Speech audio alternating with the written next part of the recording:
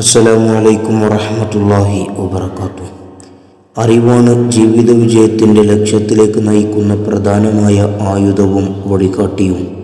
അറിവ് നേടുവാൻ നമ്മുടെ പഠനങ്ങളും വായനാശീലവും നമ്മെ ഒരുപാട് സഹായിക്കുന്നു. ഓരോ പുതിയ അറിവും നമുക്ക് പുതിയ ദിശകൾ തുറക്കുന്നു.